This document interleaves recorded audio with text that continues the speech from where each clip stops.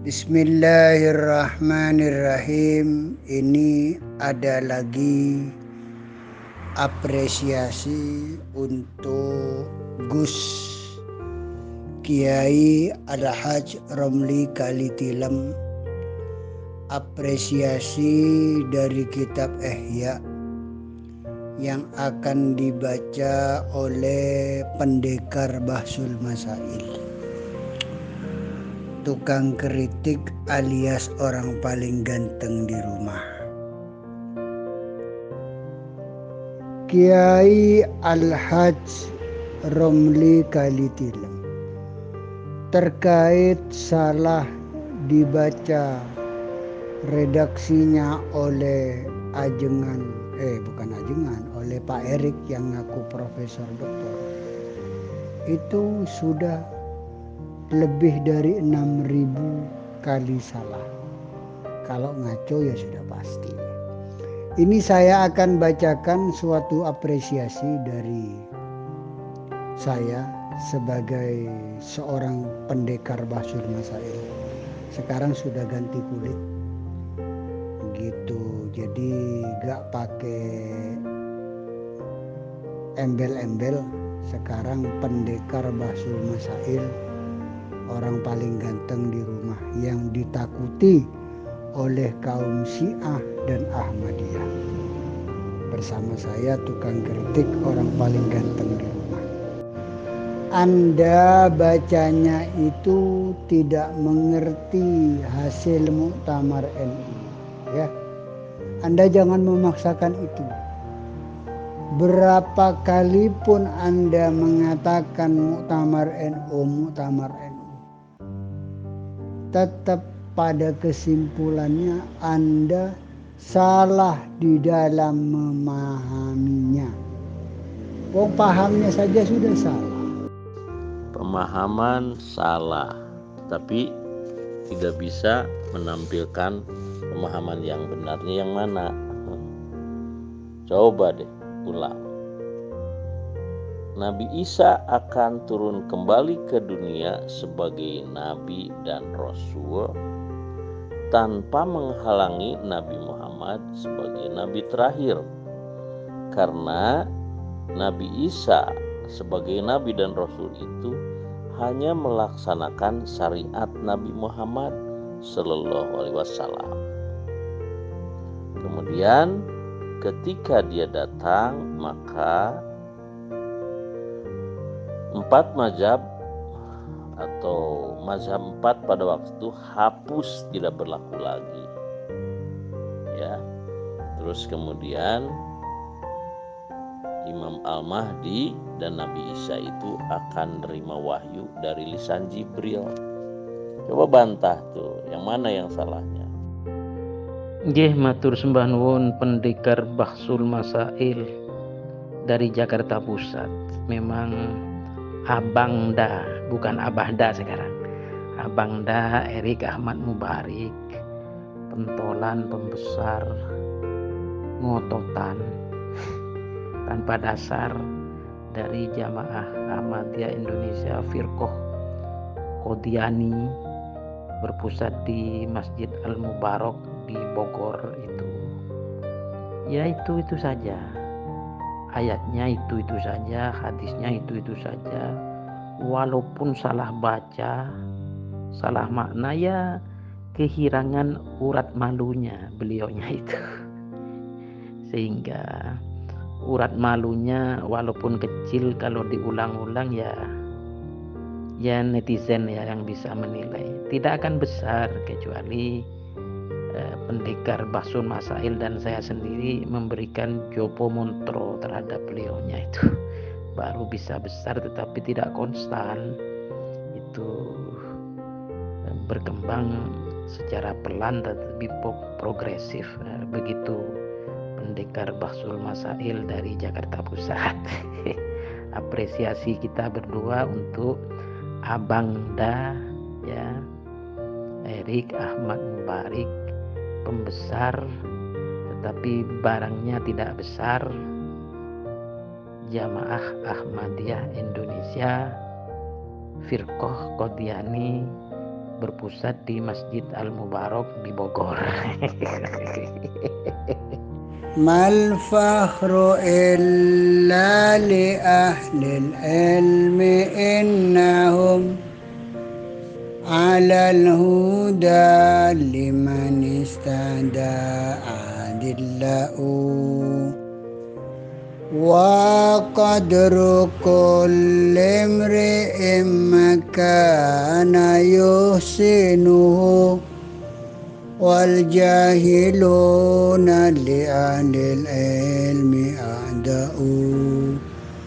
Mal faru ora ana utawi bunga-bunga, ora ana utawi bunga-bunga iku ngungkuli illa li ahlil ilmi kejaba kaduwe ahli ilmu. Innahum zatamani ahlil ilmi alal huda ing atase pitutur liman maring wong istanda kang amre pitutu sapa ahlul ilmi iku adillau pira-pira wong kang nutuaken iku adillau pira-pira wong kang nutuaken wa qadru kulli imri'in mutawi derajate saben awak-awakan utawi derajate saben awak-awakan iku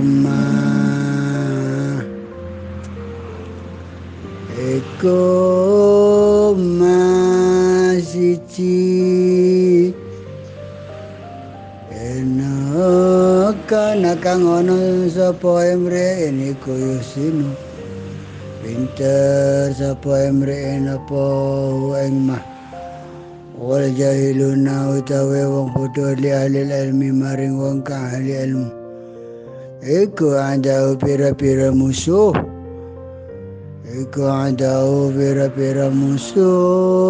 fafus maka becik murka liya sira ilmin kalawan ilmu ta'is kalawan maka bakal urip sira ayan kalawan urip bihi kalawan ilmu abadan ing dalam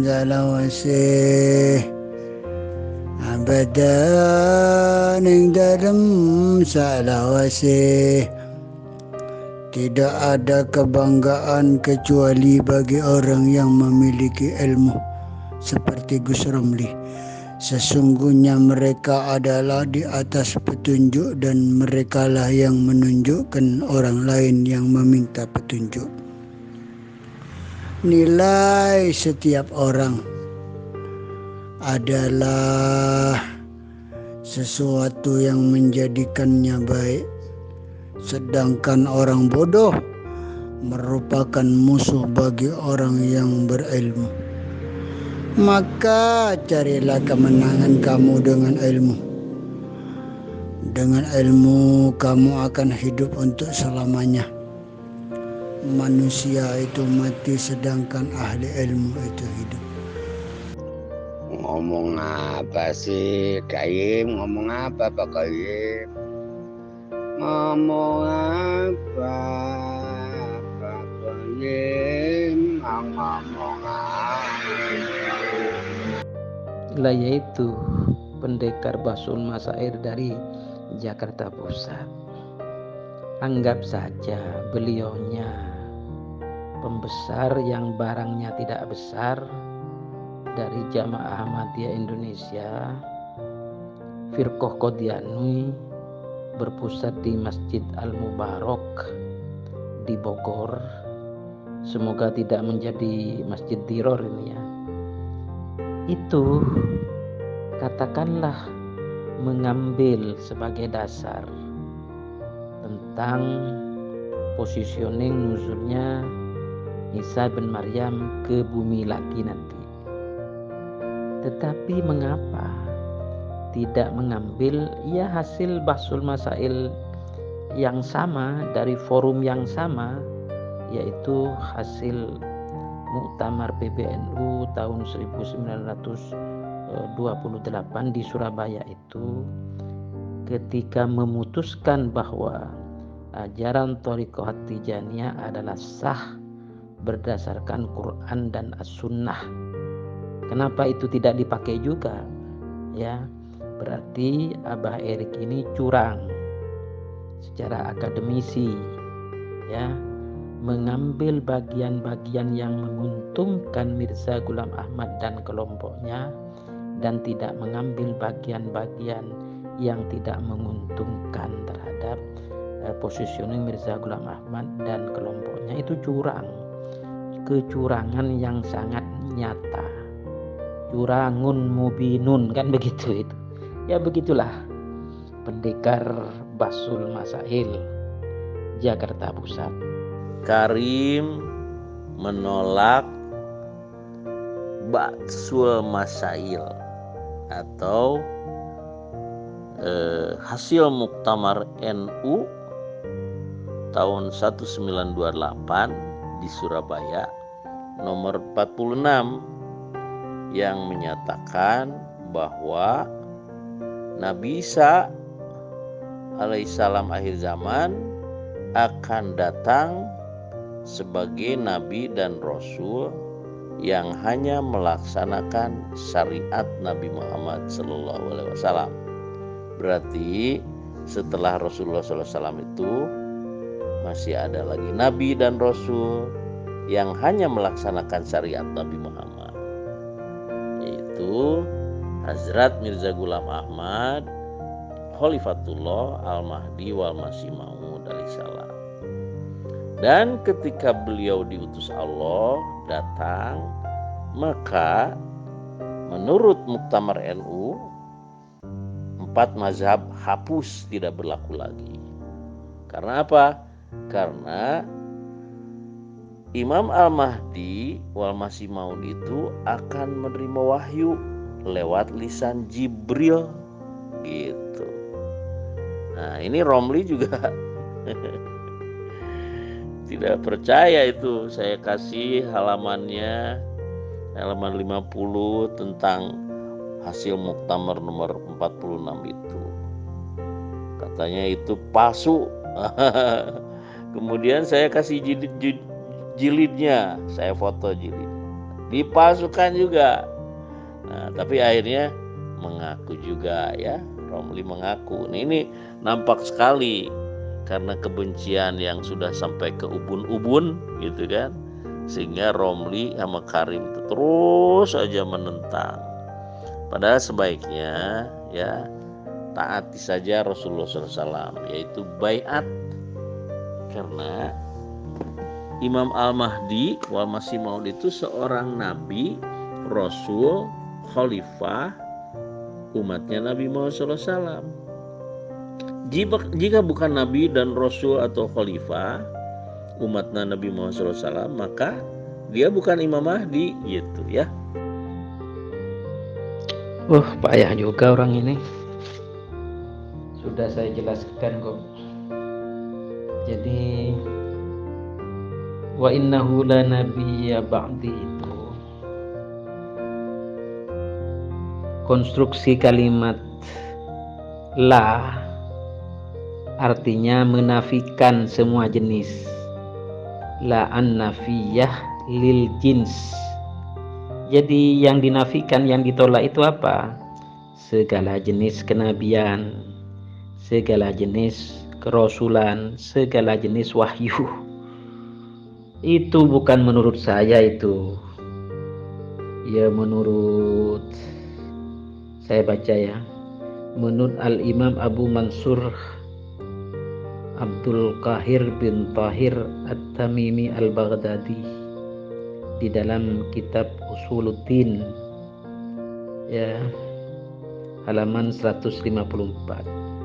Juga menurut Al-Imam Nasiruddin Al-Baydawi dalam kitab tafsirnya Anwarut Tanzil wa Asrarut Ta'wil juz 4 halaman 57. Juga menurut Ismail Al-Barmawi dalam tafsir Haqqi juz 9 halaman 311. Juga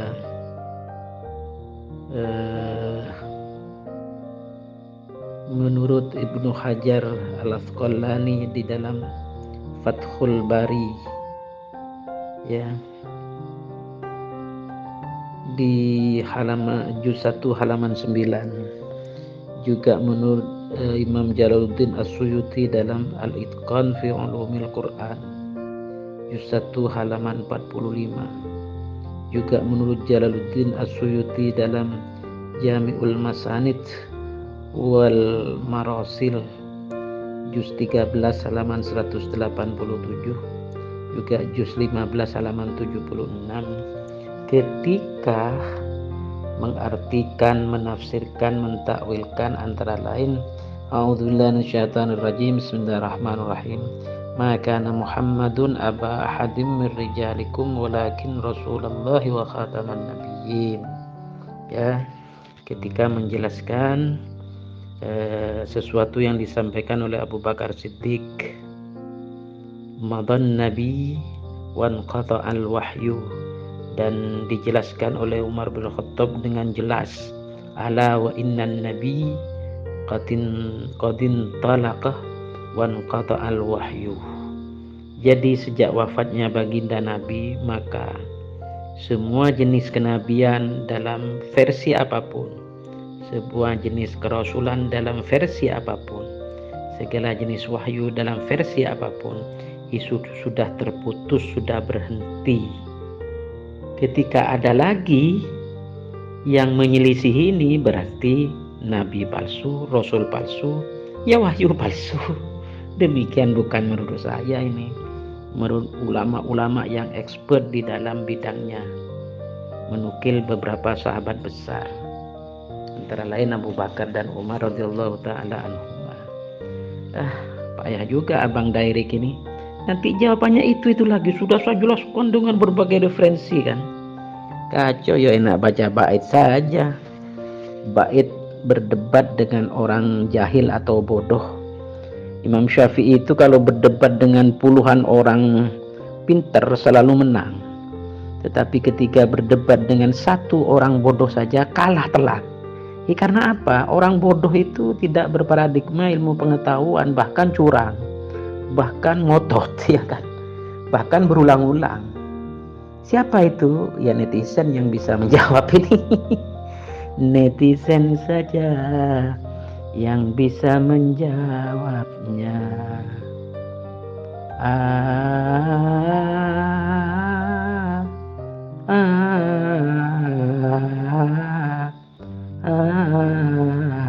Netizen saja bisa menjawabnya. Redaksinya tidak begitu, jangan ditambah-tambahin, ya, jangan curang, ya, redaksinya tidak begitu, ya. Sering kali saya fotokan itu buku Muktamar NU itu, ya. Ini udah mulai sedeng ini, Erik nih. Pada intinya Imam Al-Mahdi itu adalah perumpamaan Isa ibnu Maryam, seorang nabi dan rasul yang hanya melaksanakan syariat Nabi Muhammad. Dan ketika dia datang, 4 mazhab hapus. Dan kenapa hapus gitu kan? Karena Nabi Isa, Imam Mahdi atau akhir zaman itu menerima wahyu dari Jibril, jadi tidak perlu jadi muqallid, tapi bisa berijtihad berdasarkan wahyu. Gitu. Udah out, Romli sama Karim udah out, beat saja ya. Coba baca sampai selesai hasil Muktamar NU. Itu kan sering kali saya ungkapkan, sering kali saya fotokan. Ini nggak jujur nih, nggak jujur. Wajar kalau Ahmadiyah itu dikatakan pendusta, sama kayak Syiah. Dibaca aja dulu, nggak usah bertele-tele. Saya minta dibaca. Di Muktamar NU itu tidak ada menjelaskan Imam Mahdi itu adalah Nabi Isa.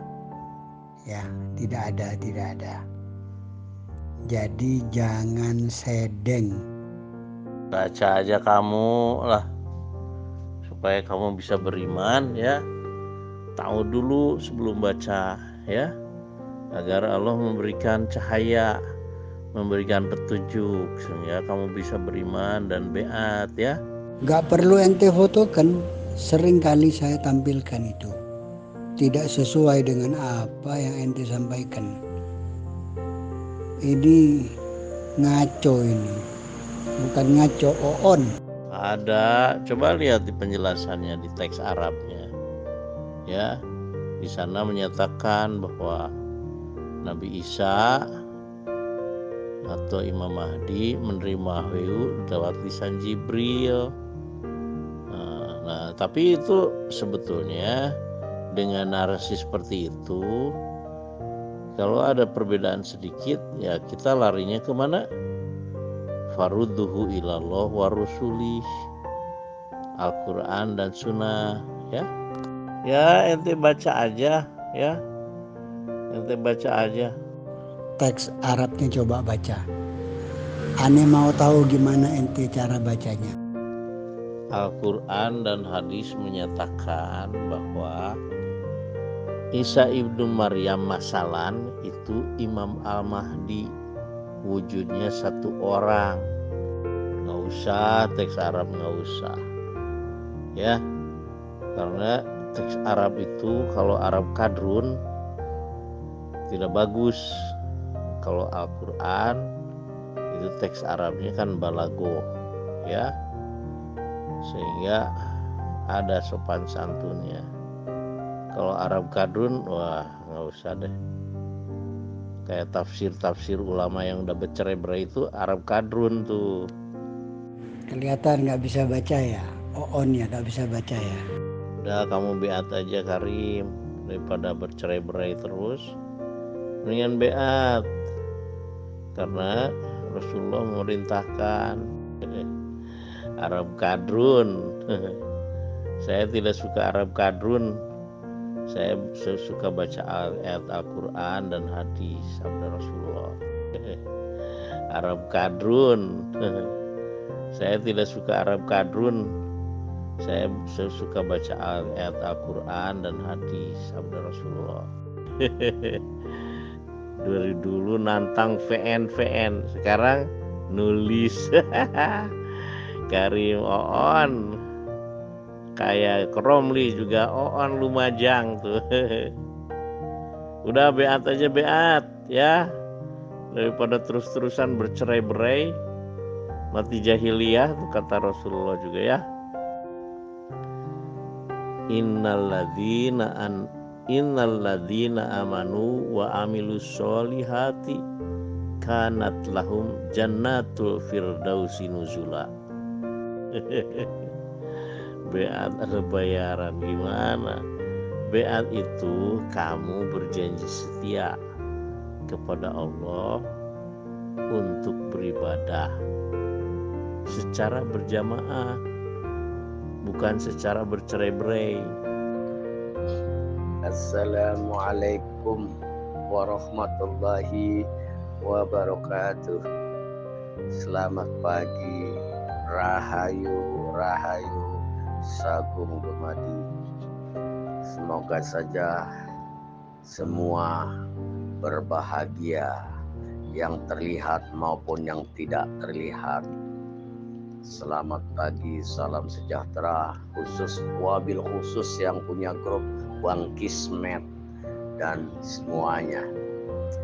Alhamdulillahilladzi ja'alna minal mutamassikina bi wilayati Amiril Mukminin Ali bin Abi Thalib alaihissalam wa a'immati mahsumin mayamin alaihimussalam. Pak Haji Erik wabil khusus memperkosa makna dan memperkosa rujukan, memaksakan kehendaknya untuk membela produksi Inggris Mirza Ghulam Ahmad. sebagai pendiri Islam Ahmadiyah Jamaah Muslimin Internasional yang tadinya tidak ada itu di muka bumi, didirikanlah, diadakanlah, diciptakanlah oleh Mirza Ghulam Ahmad yang didukung, disokong oleh kolonial Inggris yang sebelumnya tidak ada. Ini contoh dari mana? Contoh siapa? Nah, itu Pak Jerik pertama. Kedua, dijawablah sama Pak Jerik. Nabi Muhammad juga mendirikan Islam, mendirikan sholat. Maaf, Nabi Muhammad tidak mendirikan Islam. Maaf, mendirikan sholat. Mendirikan tadinya yang belum ada jadi ada. Apakah dulu belum ada sholat? Mirza Ghulam Ahmad tahun berapa itu? Apakah sholat belum ada? Sehingga Nabi Muhammad mendirikan sholat. Begitu Pak Erik dipaksa atau diperkosa. Ya itu sajalah. Ini tolong dijawab bagaimana kalau Khataman Nabiyyin dibilang cincin lah, kedudukan lah, apalah. Di sini nih yang tadinya nggak ada kok diadakan. Ini contoh siapa Pak Jerik? Wabil khusus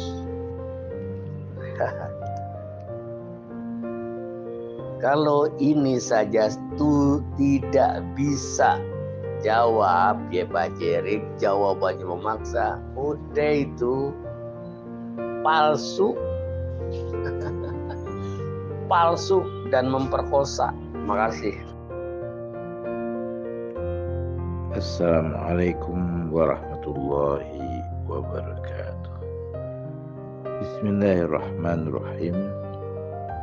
Alhamdulillahi ala ma hadana wa lahu syukru ala ma'ulana.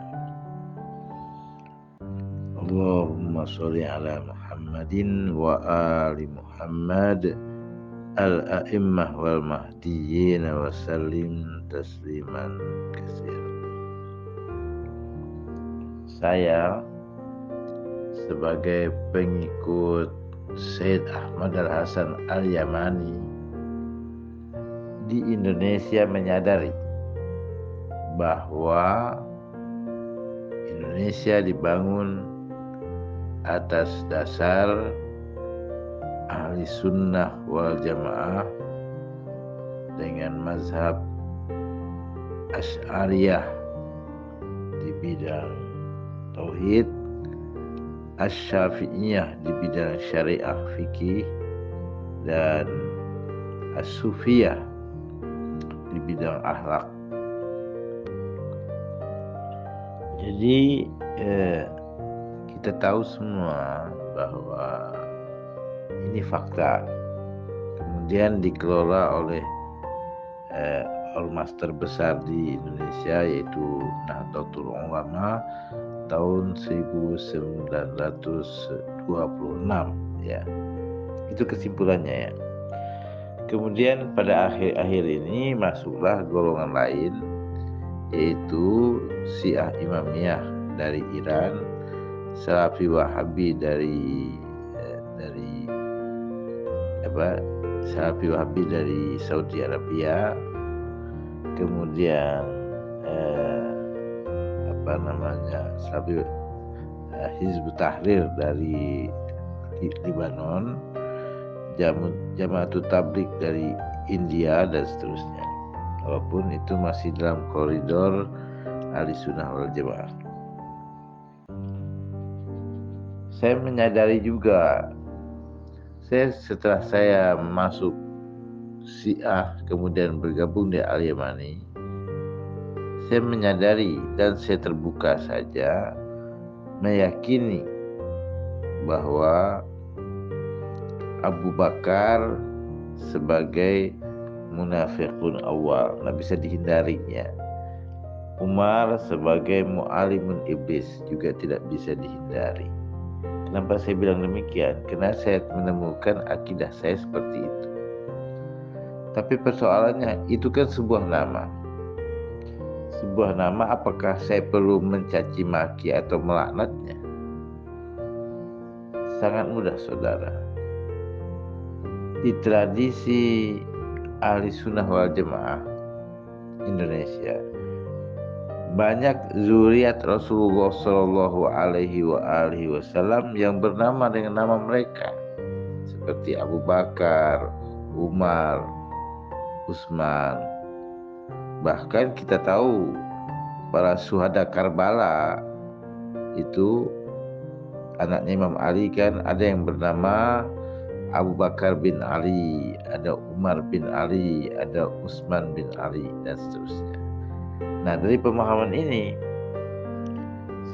akidah saya tidak dakwahkan sebenarnya.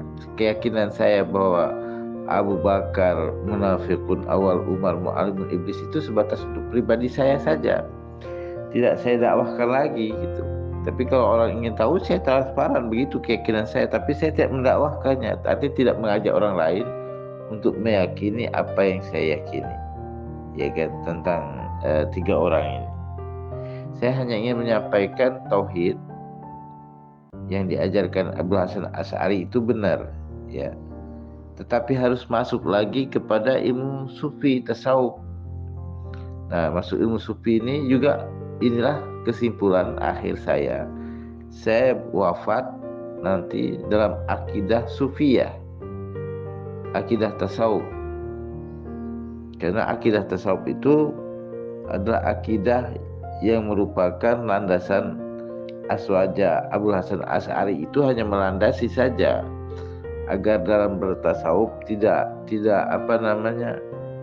nyeleneh gitu, tidak nyeleneh, agar akal diatur oleh sifat 20 itu. Walaupun sebenarnya kalau orang sudah bertasawuf murni, betul-betul bertasawuf, itu memang banyak yang nyeleneh, ya, nyeleneh. Contoh lah, sudah disepakati bersama, ulama-ulama sufi itu banyak membaca firman Allah surah Toha 14 itu, ya, surah Toha surah ke-20 ayat 14, ya. Wa ana ikhtartuka, aku telah memilih engkau, wastami' lima yuhad, dengarkanlah apa yang diwahyukan kepadamu. Innani anallah, sesungguhnya aku Allah. Kalimat innani anallah, aku Allah ini diucapkan oleh Syekh Siti Jenar, diucapkan oleh Husain Ibnu Mansur Al-Halaj, diucapkan oleh Datuk Sanggu Muning atau Datuk Abulung di Banjarmasin, ulama sufi dulu, Hamzah Fansuri di Aceh, dan seterusnya. Banyak ulama-ulama sufi yang mengaku Allah. Tapi sebenarnya menurut saya mereka itu dalam kondisi menghayati surah Toha 14 itu. Ada 5 ayat dalam Al-Quran itu yang Allah Subhanahu wa Ta'ala menyatakan dirinya sebagai Al-Ana.